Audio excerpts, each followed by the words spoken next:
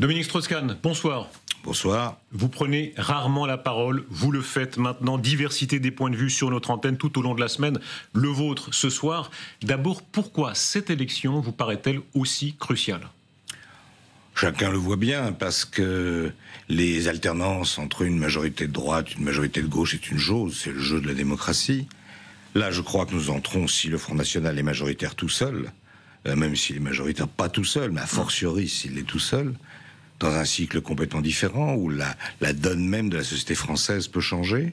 Donc je pense que tout citoyen peut s'engager, et s'il peut apporter quelque chose au débat, il le fait volontiers. Ça veut dire que pour vous, ce ne serait pas une alternance, mais une rupture, c'est ça ? Je pense que ça serait un changement majeur du fonctionnement de notre société, que la gauche, comme la droite, a refusé pendant longtemps. Je revoyais sur votre antenne peut-être, il y a quelques jours, les paroles de Chirac disant c'est un poison, l'extrême droite n'y allait jamais. Je parle même pas de ceux qui à gauche disaient la même chose. Et donc le résultat, c'est bien ça, c'est qu'on est dans une situation où on va avoir quelque chose de totalement nouveau. D'ailleurs, le paradoxe, c'est un peu que c'est parce qu'ils veulent quelque chose de nouveau que les Français votent aussi pour le Rassemblement National. Ils veulent changer. Ils ont tout essayé, ils veulent autre chose. Le problème, c'est que l'autre chose, en l'occurrence, d'abord, on l'a connu dans l'histoire, et ensuite, rien ne garantit qu'il va fonctionner. Vous citez le RN et pas LFI. Est-ce que ça veut dire que pour vous, l'adversaire unique est le RN ? Mais aujourd'hui, il faut regarder les choses sérieusement. LFI n'est plus un adversaire, ils ne peuvent pas gagner. Et le nouveau Front populaire ne peut pas gagner non plus. Donc c'est plus le débat. Si le choix était, il faut voter pour le Rassemblement National ou il faut voter pour le nouveau Front populaire, dont certains disent qu'il est dominé par LFI, au sein desquels on dit qu'il y a des gens insupportables, ce que je pense. À ce moment-là, on pourrait se dire, est-ce que vraiment il vaut mieux les uns que les autres ? Mais c'est plus le débat. Est-ce que ça veut dire que c'est un choix tactique et pas un choix, disons, de principe ? Non, c'est un choix pragmatique. C'est un choix pragmatique entre deux mots. Il faut choisir aujourd'hui les deux solutions qui s'offrent à nous. C'est un Front National, Rassemblement National, majoritaire seul ou pas majoritaire seul. C'est la seule variable de contrôle qui nous reste. C'est le seul choix qu'on peut faire. Et ça fait une grosse différence. On le voit par exemple en Italie. Donc, le débat sur LFI, il n'existe plus. De toute façon, ils ne peuvent pas gagner. Donc ça sert à rien d'agiter des fantômes pour faire peur aux Français. Ça n'est pas ça, le problème. Vous entendez, des gens proches de vous politiquement, des gens qui ont appartenu à des majorités assez proches des vôtres, Monsieur Valls par exemple, qui eux disent non, nos principes fait que ça peut être ni l'un ni l'autre. Oui, je comprends ce raisonnement. Je crois qu'il se heurte à l'arrivée, à la réalité. C'est que les principes, c'est fondamental, mais il ne faut pas que les principes empêchent la vie. Or, ce qui est en cause, c'est la vie de la démocratie. Et donc, même si mes principes font que je n'aime ni la partie extrême de LFI, et je ne mélange pas tous les LFI là-dedans, ni le Rassemblement National, nous sommes devant un choix qui n'est plus celui-là, qui était peut-être celui-là au premier tour, mais qui n'est plus celui-là. Il est clair que les seuls qui peuvent constituer une majorité tout seuls, c'est le Rassemblement National, et les seuls qui peuvent constituer une majorité relative avec des alliés à trouver, c'est encore le Rassemblement National. Donc ce qu'il faut éviter, c'est de choisir, ce qu'il faut essayer de faire, c'est choisir entre deux situations mauvaises. La moins mauvaise, c'est qu'il ne soit pas majoritaire tout seul. Ça veut dire que vous, Dominique Strauss-Kahn, vous vous imaginez mettant théoriquement un bulletin LFI dans l'urne ? Oui, je n'ai pas de problème à cela. Je me permets de vous rappeler quelque chose que j'ai réécrit il y a quelques jours. Quant au deuxième tour de l'élection présidentielle où Lionel Jospin a été éliminé dès le premier, il a fallu appeler à voter contre Jean-Marie Le Pen. J'ai été le premier à la télévision à venir dire il faut voter pour Jacques Chirac, même en se bouchant le nez. Eh bien là, je dis la même chose. Oui, beaucoup hésitaient à l'époque. Mais oui, beaucoup hésitaient, mais rappelez-vous qu'à l'arrivée, Chirac a fait 80% des voix. C'est-à-dire que beaucoup ont hésité, mais ils ont quand même compris. Et la gauche, c'est elle à laquelle je m'adressais, a compris qu'il fallait voter Chirac. Aujourd'hui, c'est la situation symétrique. Il faut que la droite comprenne que même s'il faut mettre un bulletin pour le nouveau Front populaire dans l'urne et que ça leur fait mal, et même si ce candidat du nouveau Front populaire, c'est un LFI et que ça leur fait encore plus mal, le problème, c'est pas d'élire LFI au pouvoir, ça ne se fera pas. Le problème, c'est d'éviter que le Rassemblement National soit majoritaire tout seul, et j'insiste sur ce point, tous les exemples européens que nous avons autour de nous montrent qu'être majoritaire tout seul pour l'extrême droite, ou être obligé d'avoir des alliés, c'est totalement différent. Que répondre à ceux, c'est le cas par exemple de M. Gage, socialiste, comme de votre maison historique, disant il a été lui-même touché par des paroles extrêmement lourde de sens sur sa judéité, quand on faisait allusion par exemple au piquet de la laisse de ses adhésions. Il y a venant de certains en tout cas, à LFI, ce genre de choses. Oui, c'est insupportable, c'est inadmissible, c'est absolument condamnable. Qu'est-ce que ça change à la donne dans laquelle nous sommes ? Quelles que soient les atteintes dont on a pu être l'objet, moi-même je l'ai été. Quelles que soient ces atteintes, aujourd'hui, il ne faut pas raisonner abstraitement, il faut raisonner face aux choix que nous avons devant nous. On a pu être infiniment critiqué par la gauche de LFI, la partie que moi-même, vraiment, je n'aime pas. Mais pour autant, est-ce que je préfère, au nom de cela, avoir le Rassemblement national au pouvoir ? Jérôme Guedj, pour qui j'ai beaucoup d'admiration, est l'exemple même de quelqu'un que l'antisémitisme a frappé. Est-ce qu'au nom de l'antisémitisme de certains membres de LFI, qui sont minoritaires, je n'en sais rien, en tout cas qui ne sont pas tout LFI, et qui certainement sont minoritaires dans l'ensemble de la gauche, est-ce qu'au nom de cet antisémitisme-là, on va aller laisser au pouvoir le Rassemblement national ? Il y a une sorte de paradoxe incroyable à cela. Est-ce que vous gardez là une sorte de filiation de gauche ? Vous avez appartenu à des gouvernements de gauche, gouvernement Jospin notamment. Si on remonte dans votre vie, il y a eu évidemment Mitterrand, etc., etc. Est-ce que ça signifie encore quelque chose pour vous ? Bien sûr, bien sûr, bien sûr. Beaucoup l'ont rappelé, c'est masqué par le bruit que fait Mélenchon, qui fait un mal terrible à la gauche aujourd'hui. Beaucoup l'ont rappelé sur toutes les antennes. Le programme du nouveau Front Populaire, on peut le trouver bon, mauvais, réaliste, pas, on peut l'aimer ou pas, peu importe.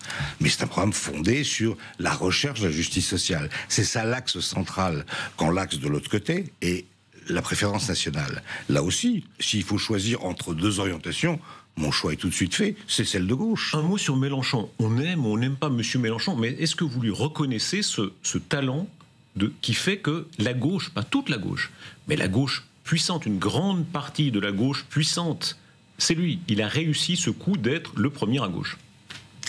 Je lui reconnais un talent formidable, notamment dans la destruction de la gauche aujourd'hui. Mélenchon a un grand talent, oratoire. Une certaine culture, une capacité à mobiliser les foules. Mais il n'a pas mis à la disposition de la gauche. Il n'a pas essayé de faire gagner la gauche. Aujourd'hui, il essaye de faire perdre la gauche, parce que c'est la seule manière de continuer à exister dans le chaos. Il y a deux grands perdants dans cette histoire. C'est M. Macron et M. Mélenchon. Eh bien, il faut que cette perte, ils la prennent. Dominique Strauss-Kahn, ce qu'on appelle parfois le cercle de la raison. Je pense à des gens comme aujourd'hui Édouard Philippe, comme Bruno Le Maire, à Bercy, comme vous l'avez été, qui disent en réalité il n'y a pas que des aspects, disons, politiques, mais aussi économiques. Pesant tout cela, on entend Bruno Le Maire dire « nini ». On entend un Édouard Philippe disant de même « nini ». Est-ce que ça pèse quand même toutes ces données-là dans votre vision ? Non, non. Parce que le problème n'est pas nini, ni... Ça veut dire ni Rassemblement national, ni LFI dans leur esprit. Mais il n'y a pas de LFI au pouvoir. Il n'y a aucune probabilité de LFI au pouvoir. Qu'est-ce que ça veut dire de dire ni quand un des deux ni n'existe pas ? C'est un artifice, une facilité pour refuser de voir la réalité en face. C'est on s'oppose fondamentalement à l'arrivée du Rassemblement national au pouvoir seul, ou on ne le fait pas. Vous parliez d'alternance en rejetant cette idée pour cette fois-là. Mais rappelez-vous 1981, les socialistes alliés des communistes. Beaucoup de gens qui, malgré l'épouvantail communiste, ministres communistes, malgré l'épouvantail des nationalisations, disaient, comme maintenant le RN, on va essayer. On va essayer, il faut que ça change. Oui, mais, pardonnez-moi, je ne fais pas de trait d'égalité entre le Rassemblement national et les communistes. Certains le font, c'est leur droit. Moi, pas du tout. Ils soutenaient un régime totalitaire. C'est pas peu de choses. Non, ils ont depuis rejeté ce régime totalitaire. Depuis, mais pas à l'époque. Oui, mais le Rassemblement national n'a jamais encore rejeté ses origines dans les partis fascistes. La différence culturelle, elle est fondamentale. On peut être tout à fait contre les communistes, et aujourd'hui, je ne partage pas, loin de là, les positions des communistes sur beaucoup de sujets, l'Europe notamment. Mais à aucun moment, depuis 81, puisque vous citez 81, les communistes ont fait un pas quelconque qui soit en dehors de la République. En quoi, selon vous, aujourd'hui, puisque vous faites de vous-même tout de suite ce lien, ils sont encore les continuateurs des fascistes de 43, 44, etc. C'est ce que vous semblez affirmer. D'abord, ils ne les ont jamais récusés. Ensuite, Leur axe principal, c'est la préférence nationale, qui se décline ensuite sur tout un ensemble de sujets. D'autres pays pratiquent, vous savez bien, c'est des choses qui existent, c'est pas un... Bien sûr que c'est des choses qui existent, c'est des choses que je ne veux pas. C'est des choses qui existent. Mais c'est pas du fascisme pour autant. Restons une seconde là-dessus. Qu'est-ce que c'est la préférence nationale en matière économique? Ça consiste à dire, écoutez, il faut acheter français. Pourquoi pas? Mais évidemment, si on achète français un vélo, plutôt qu'acheter un vélo chinois, on va le payer plus cher. Pour ça que les gens ont tendance à acheter le vélo chinois. Et donc ça consiste à dire, il vaut mieux acheter un vélo français parce que ça maintient de l'emploi, etc. J'ai rien contre ça.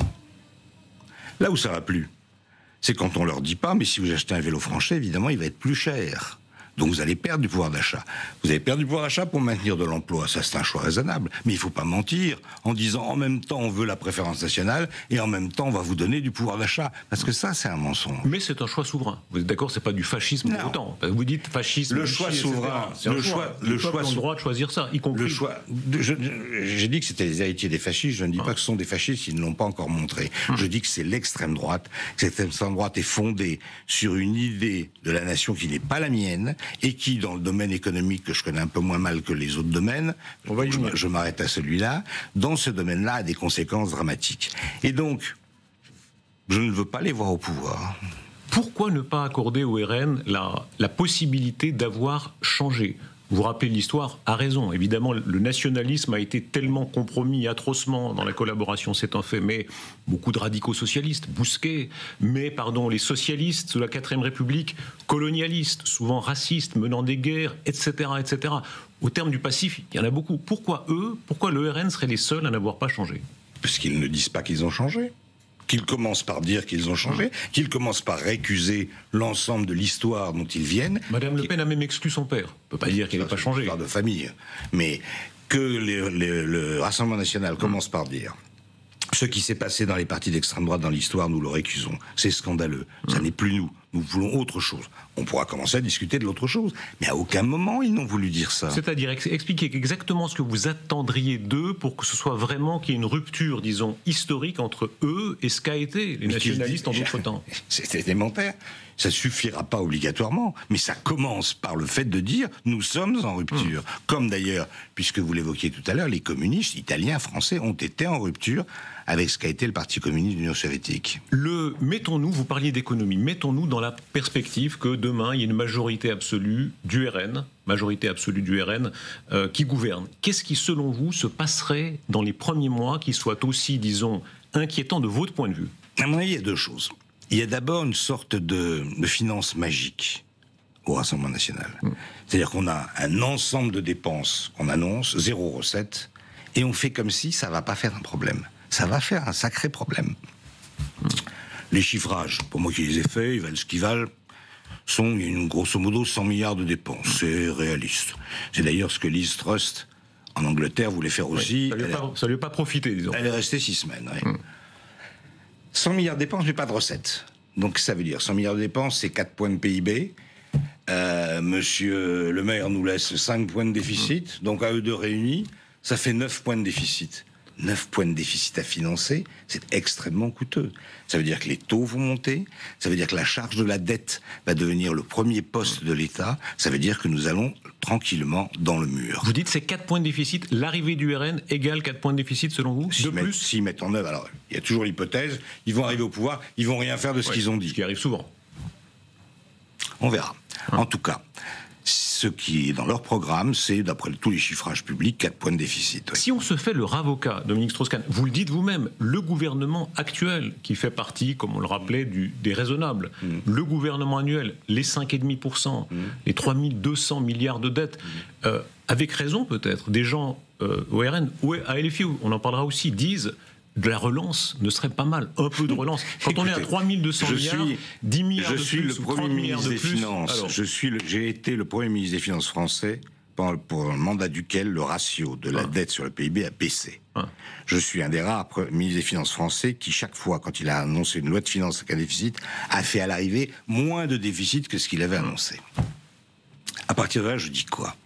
Je dis, la façon dont les finances publiques ont été gérées au cours de ces dernières années est très mauvaise. Oui, C'est pas une raison pour rajouter 4 points de déficit. Au contraire, c'est une raison pour essayer de la limiter. Donc, quelles que soient les faiblesses, les défauts, ils sont grands, de la gestion économique de ces dernières années, elle ne peut pas justifier d'en rajouter. Est-ce que ça veut dire, selon vous, qu'un risque de décrochage à très court terme serait possible? Oui, il y a un risque. Rien n'est jamais certain sur ces questions-là, mais il y a un risque. Ça veut dire quoi, décrochage? Qu'est-ce que ça voudrait dire exactement? Les taux augmentent, la France va se financer à des taux très élevés, insupportables. On a déjà vu ça dans le passé, il n'y a pas si longtemps, ça s'appelait la Grèce. Elle aussi, elle avait cette situation-là, une dette qu'elle ne pouvait plus financer, il a fallu que le FMI vienne aider. Et vous en étiez premier témoin. Et j'espère que ça ne sera pas le cas pour notre pays, mais honnêtement, prendre ce risque-là comme preuve de souveraineté pour un pays qui met la souveraineté au-dessus de tout, c'est quand même un peu limite. Témoin et acteur, pardon, vous étiez au FMI. Est-ce que ce scénario est possible? Est-ce que les gens du FMI, avec les méthodes parfois très dures qu'ils peuvent avoir, peuvent débarquer après-demain à Bercy? Non, pas après-demain, il faudrait que la situation empire sérieusement. Elle peut empirer. Il peut y avoir une situation dans laquelle l'incertitude créée par l'arrivée du Rassemblement national au pays, la montée des taux, l'importance des dépenses qu'ils feraient, les feront-ils pas, je n'en sais rien, tout cela réuni crée une situation extrêmement explosive en matière financière. Est-ce que ça veut dire que la situation actuelle fait que la signature de la France est déjà plus fragile que ce qu'on peut penser? On l'a vu sur les marchés tout de suite. Immédiatement après la dissolution, les taux ont commencé à monter. Voyez-vous, ça c'est un problème presque... Pour quelle raison, pardon, vous connaissez bien les marchés, pourquoi les marchés ont-ils réagi de cette façon-là tout de suite? Ils se sont dit, on ne sait pas où ils vont, on ne sait pas s'ils vont réussir à s'en sortir, et donc leur dette est moins solide qu'elle ne l'était avant. Est-ce que c'était l'incertitude ou est-ce que c'était la crainte du RN ou de LFI? C'est pas, à mon avis, au départ, c'est pas la crainte particulièrement de tel ou tel programme, c'est l'incertitude. Ça va dans le mur. Et effectivement, ça y va. Voyez-vous, il y a deux choses dans cette histoire. Il y a tout un tas de mesures proposées par le Rassemblement national que moi je trouve extrêmement injustes. Plein partout, qui vont contre toute l'action climatique, peu importe. Et je prends juste un exemple, parce qu'il est assez frappant, même s'il n'est pas très important. Quand on dit on va supprimer l'impôt sur le revenu pour les moins de 30 ans, c'est très gentil, mais comme les 3/4 des moins de 30 ans n'ont pas de revenus, ou ne payent pas d'impôt sur le revenu, c'est pas eux, ça va pas les toucher, ça va ne toucher que les moins de 30 ans, les plus riches, qui eux vont en bénéficier. Parce qu'il faut voir que l'ensemble des mesures fiscales que propose le RN, ça va en fait en direction des riches, et pas du tout des couches moyennes ou des pauvres. Mais ça, c'est un choix politique, vous allez me dire, comme vous disiez tout à l'heure, pourquoi pas, si les Français veulent ça. Ils veulent ça. Donc je ne parle pas de ça. Je parle de la réalité économique et du risque d'aller dans le mur. Celui-là, il existe. À ce compte-là, est-ce qu'il n'y a pas au fond égalité devant le rêve qui est vendu peut-être indûment? Magazine Challenge qui chiffrait dizaines de milliards pour le RN. On n'était pas loin, dizaines de milliards aussi pour LFI. Mais la majorité présidentielle n'est pas en reste. Plus à peu près 8 milliards avec par exemple l'abandon quasi immédiat de la réforme de l'assurance chômage. À ce compte-là, c'est l'heure des promesses de tous côtés. Oui. C'est des erreurs? Ce sont des promesses fausses? Il y a deux différences. La petite différence, c'est que s'agissant de la gauche, elle chiffre des recettes. Alors on peut trouver que ça n'a pas de sens. Elle veut taxer les riches. On peut trouver que c'est une mauvaise idée. Je ne trouve pas que ce soit une très bonne idée pour ma part. Mais bon, au moins, elle chiffre des recettes. Elle a des dépenses, elle a des recettes. Le Rassemblement national, il y a des dépenses, il n'y a pas de recettes. Donc, nous, du point de vue de la cohérence intellectuelle, ça n'a pas de sens. Mais la grosse différence, c'est pas celle-là. Pardonnez-moi d'y revenir.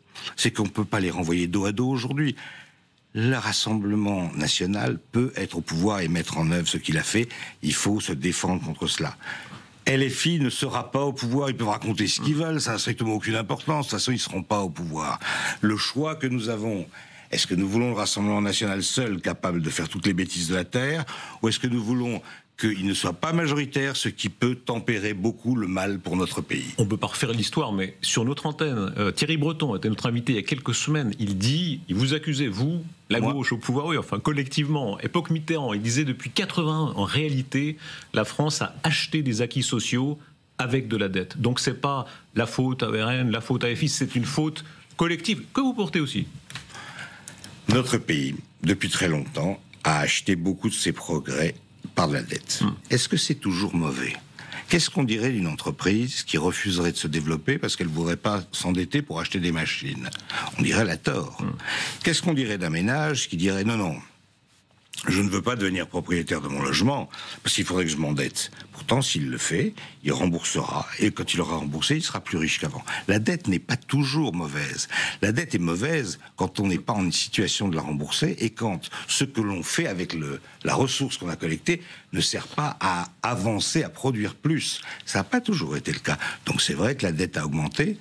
Souvent, elle a servi au développement de la France. Vous avez été ministre, au cœur de l'État. Qu'est-ce qui peut se passer si, en l'occurrence, le RN, puisque vous le dites vous-même, c'est une hypothèse plus proche que le nouveau Front populaire, arrive au pouvoir? Les préfets, les hauts fonctionnaires, les diplomates, est-ce qu'il faut s'attendre à une forme de résistance passive, qu'on l'approuve ou non? C'est pas une question de résistance. Je pense que tous les gens que vous venez citer sont des républicains et qu'ils feront leur métier comme la Constitution les y invite. Je ne vois ni rébellion, ni abandon. Je pense que la fonction publique française a une grande qualité de ce point de vue. Il y aura toujours des individus, évidemment. Mais dans leur plus grande masse, je pense que la fonction publique française saura se tenir comme il convient. Des millions d'électrices et d'électeurs ont fait leur choix. J'aimerais que vous écoutiez, ministre Strauss-Kahn, Serge Klarsfeld. Il était notre invité. Il a une position très éloignée de la vôtre. On ne peut pas le soupçonner d'être complaisant à l'égard de l'antisémitisme. Mais lui tient un discours très différent. Il dit ces millions de gens, il faut les écouter, ce sont des braves gens. Écoutez son argument et vous répondrez. Moi, je rends hommage au peuple français, et c'est le seul peuple en Europe qui, en 1942, protestait contre les mesures anti-juives. Moi, je fais confiance aux Français. La mue du Rassemblement national, elle le doit aussi non seulement à Marine Le Pen, sa dirigeante, mais elle le doit aux millions de Français qui sont allés vers le Rassemblement national et qui sont des braves gens. Et moi, je sais que pendant la guerre, ce ne sont pas les mouvements de résistance qui ont demandé de protester contre les mesures anti-juives. Ce sont les réactions des braves gens. Et donc, je fais confiance à ces braves gens qui sont des millions. Le ministre Strauss-Kahn, la réponse à cet argument, c'est intéressant de l'entendre, que vous soyez d'accord ou non, sur l'argument même historique, en disant qu'il y a une continuité de la France, et une partie de cette France-là, elle est aujourd'hui au RN. Oui, parce qu'on lui raconte des histoires.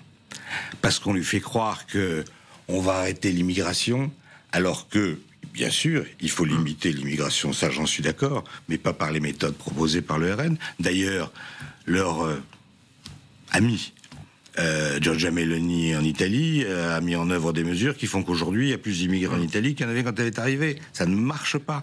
Sur le pouvoir d'achat, je l'évoquais tout à l'heure pour la préférence nationale, ce qu'il propose, ça ne marche pas. Mais pardon, donc quand on raconte des histoires, aux braves gens dont parle Serge Klarsfeld, pour lequel passé duquel j'ai du respect, eh bien, quand on leur raconte des histoires, évidemment qu'ils suivent, c'est bien normal.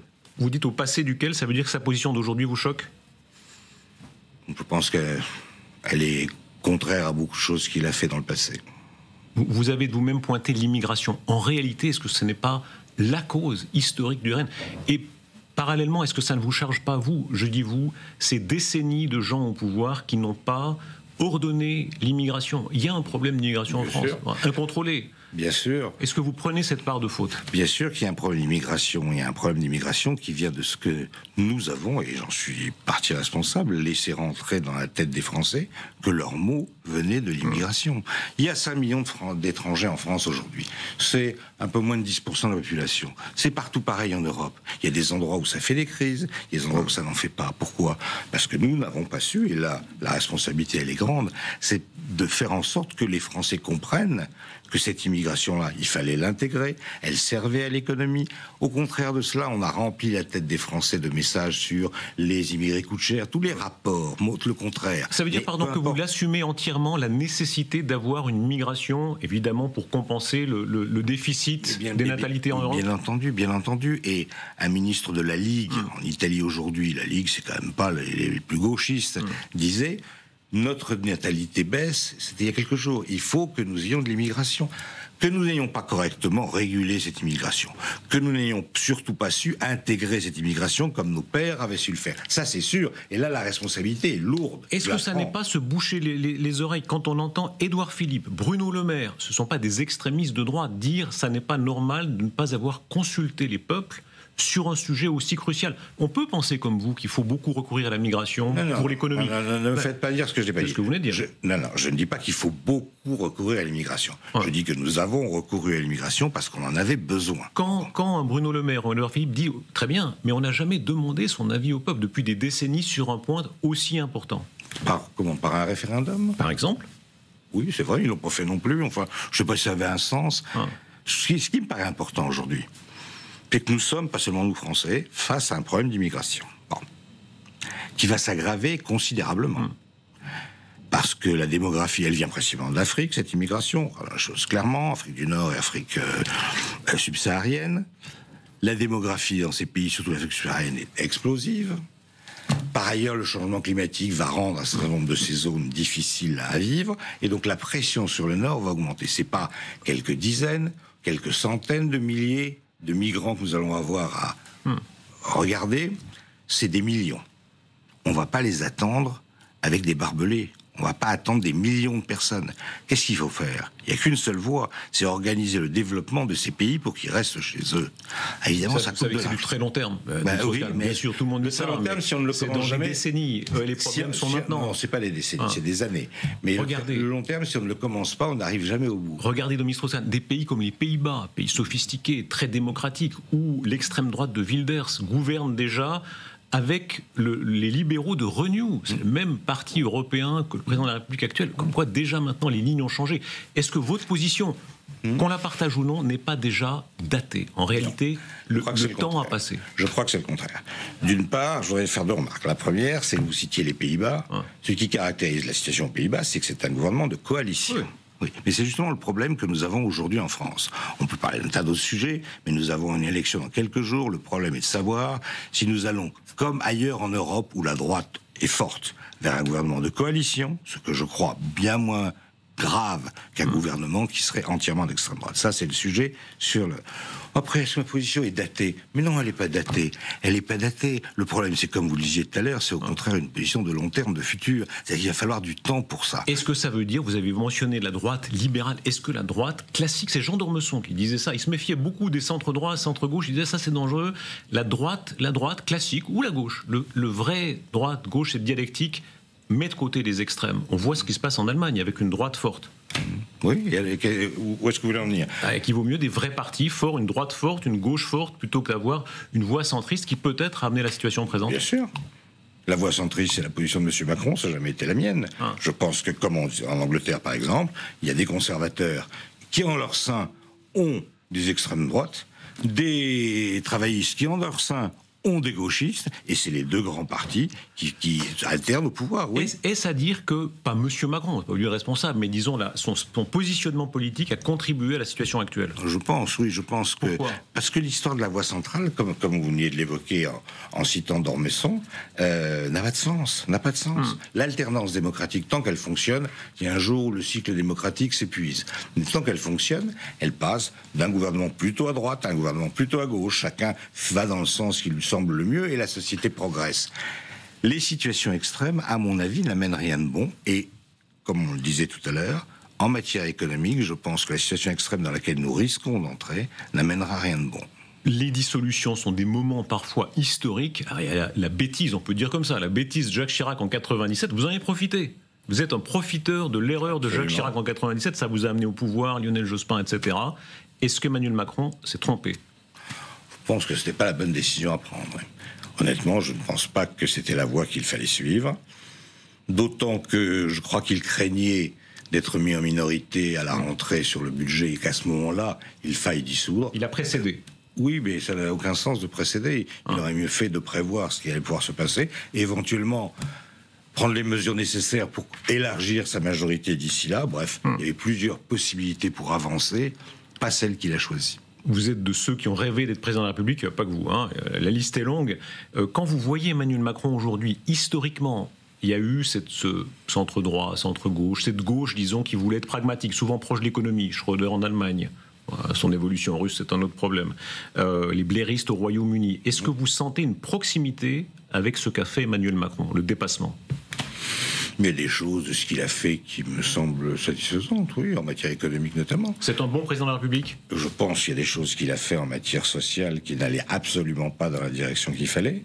Je pense surtout que l'espoir qu'il a donné aux Français de trouver une voie médiane en faisant un peu à droite et un peu à gauche, il ne l'a pas vraiment suivi et que c'est à l'origine de sa déconvenue d'aujourd'hui. Beaucoup diront, ah, voilà la gauche qui vient, voilà la gauche historique qui vient donner des leçons au nom d'un passé qui, on le disait tout à l'heure, aujourd'hui c'est M. Mélenchon qui a pris beaucoup de place, la gauche a changé, le temps a changé. Que répondre à ceux-là qui diront, alors on vient nous donner la leçon, en réalité on est 80 ans après, bientôt 80 ans après la libération. Je ne donne strictement aucune leçon. Vous avez la gentillesse de m'interroger sur ma vision des résultats ou des conséquences économiques de ces programmes. Je vous la donne. Si vous m'interrogez sur mes convictions politiques, elles n'ont pas changé. Je pense que ces extrêmes, de droite comme de gauche, n'amèneront rien de bon. Et j'ai l'espoir que demain, après-demain, se reconstruira une droite républicaine et une gauche raisonnable. La gauche raisonnable, c'est qui aujourd'hui? Il y en a beaucoup, mais... Quand on dit il y en a beaucoup, c'est qu'on a à peine articulé. Non, mais vous citiez tout à l'heure Manuel Valls, Cazeneuve, on pourra en citer d'autres qui sont tout à fait raisonnables. Je pense simplement qu'il faut s'engager quand le Front National est au pouvoir, le Rassemblement National est aux portes du pouvoir, il faut s'engager plus loin que la raison. Mais il y a dans ce pays beaucoup d'hommes et de femmes qui sont de la gauche raisonnable, comme il y en a beaucoup qui sont de la droite raisonnable. Nous ne sortirons pas le pays de ses difficultés avec des extrêmes. D'ailleurs, je cherche un peu dans l'histoire et je ne vois pas beaucoup d'exemples où on est sorti un quelconque pays de ses difficultés avec des gouvernements extrêmes. Dominique Strauss-Kahn, merci.